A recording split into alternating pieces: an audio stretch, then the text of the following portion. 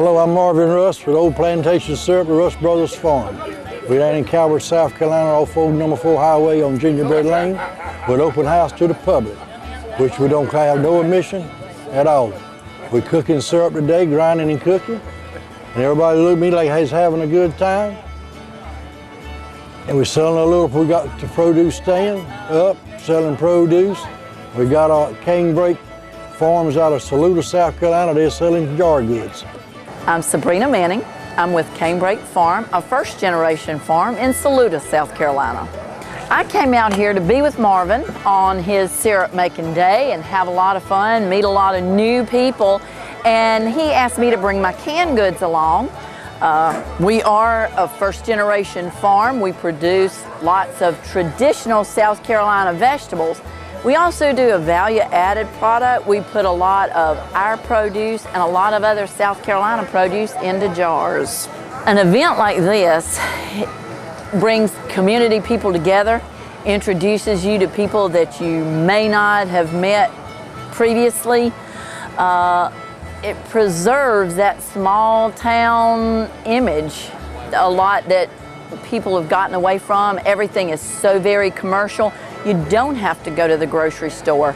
A lot of really good products are produced right here in South Carolina in small towns. I have known Marvin about 10 years now, and I met him through a friend out at the farmer's market.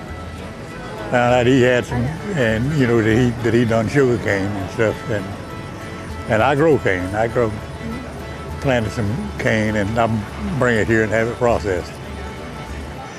Well, you get to meet a lot of people, and you get to educate a lot of people about cane, about the process, the way it's made, and stuff like that. Because a lot of people don't understand where certain things come from, and like sugar cane, you get your molasses, and you get your syrup, and the way the cooking process and stuff like that, they get to see that, and that's usually find it pretty educational. Most people like that, especially the younger people. They get to chew some of it and get a taste of it. But it's a good thing.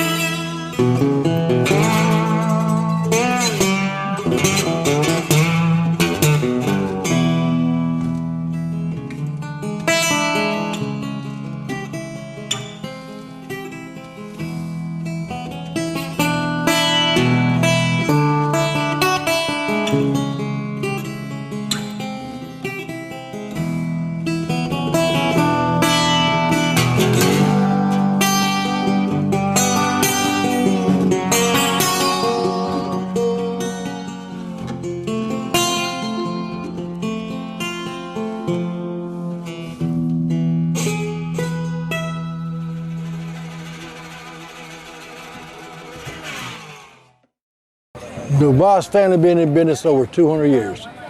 I'm the 5th generation. I inherited in 1978. That's when I was helping My dad-in-law makes syrup started back in 63 and 64. And we've been making syrup ever since. I mean, I have made it ever since. Now, he used to sell, years ago, he sold syrup to the counties. Horry County, Florence County, Marion County, Darling County, Williamsburg County, and county. He sold about 5 or 6 counties to the chain gang. When the chain gang went out of business, that's when we started bottling it, selling it to stores and to the people. So he sold supply went straight to the counties. Especially Florence County, they bought the biggest majority of it.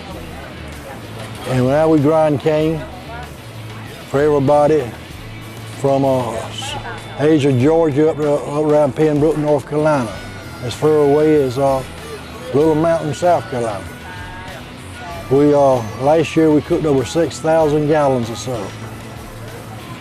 We're the biggest syrup maker and the oldest in the state of South Carolina, as of right now. Because I've been in business about over half of my life with the family. And I got 2 boys who cook syrup. Will they carry it on? I can't speak for them because I don't know. I hope they carry it on.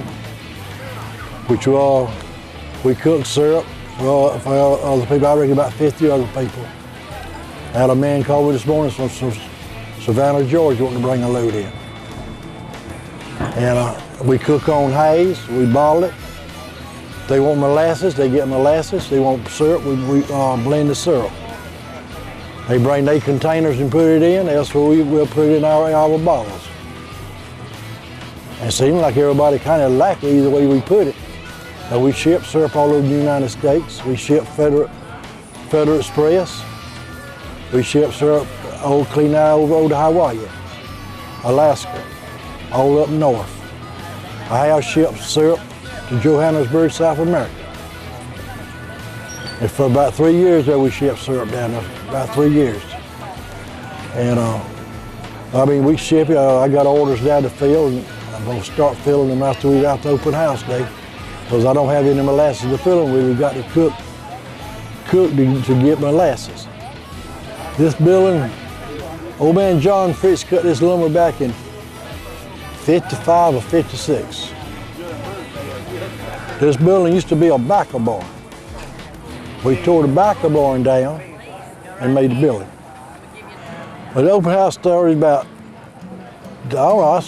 Mary Ridgway had come working with the state, with South Carolina's Department of Agriculture, and she started me with it. When I joined Specialty Foods, Mary Ridgway said, "Marvin, you need to have an open house." I said, "Mary, I don't know about that. I don't know if that'll work or not." She said, "Yeah, I think it'll work." So she come out here and we set it up. She helped me set it up. Mary, she's no longer with South Carolina Department of Agriculture. She with Coker College over at Hartselle, at the Botanical Garden over there. Mary keep coming by, shaking my hands, talking to me. She hadn't forgot where she come from and where she been. They look like she's they look like good people up there in South Carolina State Department of Health. They enjoy it. It's his history, his past history, and the average person has never seen it done. And they come out and get good groceries, I reckon, and buy product, which I'm glad they enjoy the groceries, and I sure appreciate them buying the product. Tonight we do, most of the crowd, about all the crowd will be gone. They be done greased the lips up good with the good pork sauce we got, and the biscuits, and the pancakes, and they be stepping out here about 4 o'clock. And actually, the night there will be syrup be coming off. That's the art of making syrup coming off. Because you need if you had never seen it done, that's what you need to see. But what you see in a day is just premature, just boiling water out of the juice. Well, people bring cane in from all over the state, so a decent part of South Carolina. And it's a little bit of the northern part around Marion, Pembroke, Lumberton. There's Conway, I got some come from Conway, got some come from Georgetown, Moncks Corner, Savannah, Augusta. Got some from Little Mountain, Blythewood, and all up in that area. Some come from over next old Hartsville, Timmonsville, and it comes from all over the state. The boys that helping me with now, Ted, and they've been with me about 15 years, grinding syrup, mashing cane, and him and Lee. I can depend on them. If it rain or shine, I can depend on them. And the mill I'm using today, I bought about 8 years ago from Coker. It come from Coker Pedigree Seed Farm over in Hartsville. Coker used to had their own variety of cane, which is called Coker Highland, which I have some here today. The man from Lamar brought over here. And actually, that's where they originally come from. Was Lamar, South Carolina. I bought they quit cooking syrup in 1955. And I bought the mill, and that's the mill I'm using today.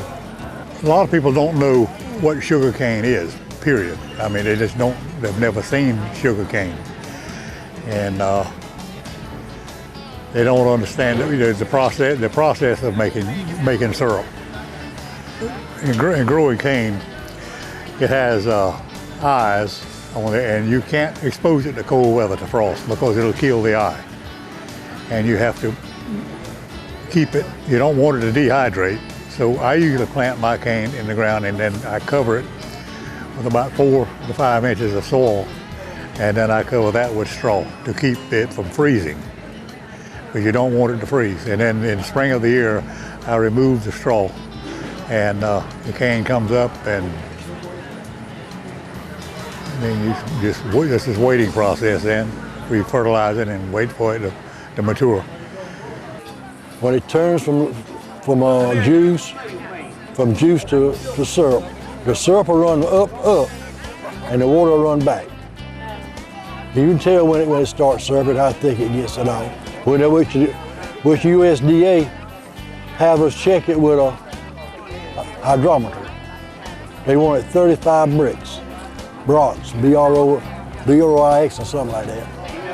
That's what they want. Syrup, molasses is your first cookie. And syrup is man-made. You have to take sugar and water, boil it, and make a light syrup, which is called a converted sugar syrup, mixed with molasses to get syrup. Or else you use corn syrup mixed with molasses to get syrup. We used to use sugar and water. The labor and the price of the gas to make it was too expensive. So we went with corn syrup, which your body can't tell the difference between corn syrup and sugar no way. It's the same, ain't no difference. Now syrup, there ain't but two true syrups made. Maple is a true syrup, and sorghum is a true syrup. When you go up in the mountain, you see sorghum molasses. That is misleading. So you can't get molasses from syrup. So they don't make sugar from molasses. And they don't make sugar from maple, not commercial-wise. Then when you go at the store and see sulfur molasses, that's cane syrup. And you see unsulfured molasses, that comes from sugar beets. Well, this town of Calvert we're the largest syrup maker in South Carolina. I put Calvert, the syrup capital of syrup making. And there are a lot of traffic comes through Calvert, comes to the syrup mill. A lot of people stop and ask directions at Calvert how to get to the syrup mill.